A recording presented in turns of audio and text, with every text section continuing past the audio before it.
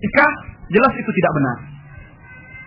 Hubungan kasih sayang pria dan wanita di luar nikah atau sebelum nikah itu adalah semu, fata morgana, diliputi oleh syahwat dan hawa nafsu, karena belum ada tanggung jawab.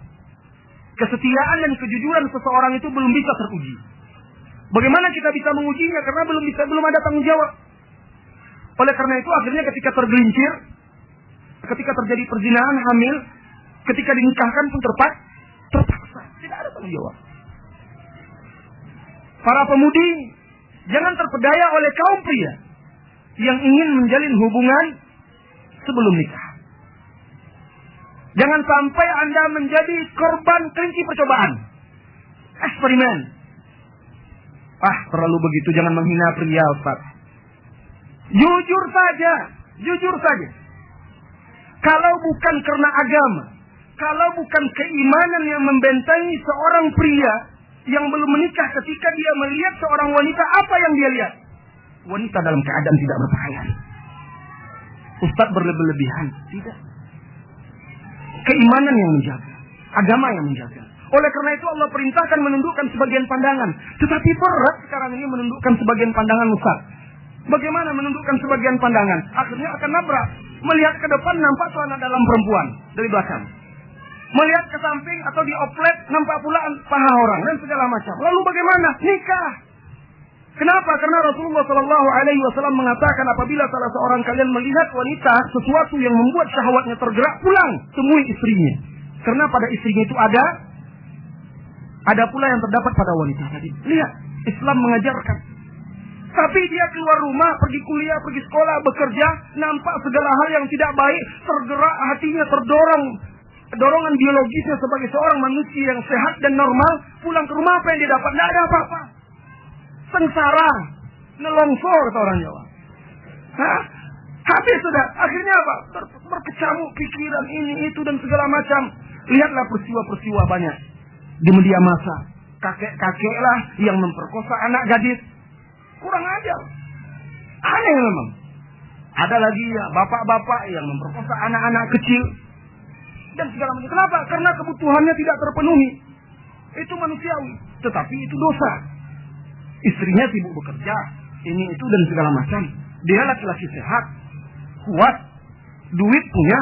Apalagi yang menghalanginya untuk berbuat dosa. Nah begitu juga pacaran. Kebanyakan pacaran dan itu umumnya.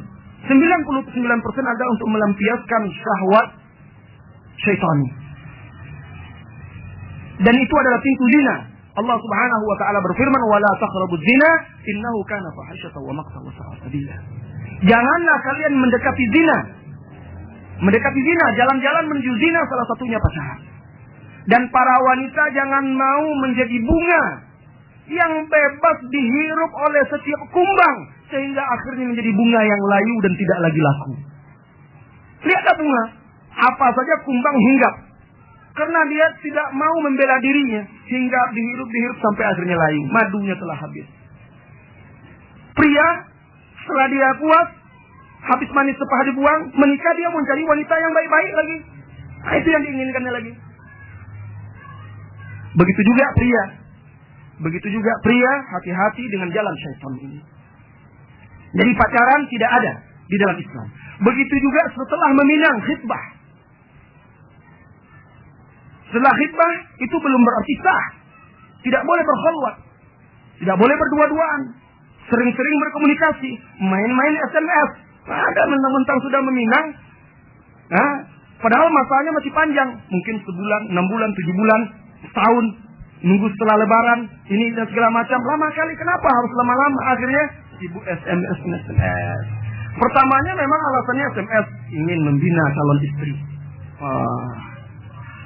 Itu pula alasannya. Hubungan, tanya pertama apa kabar, bagaimana, pergi pengajian enggak, ini itu dan segala. Pertamanya syaitan masuk, mulai kata-kata manis keluar, kata-kata indah, puisi sajaknya mulai keluar.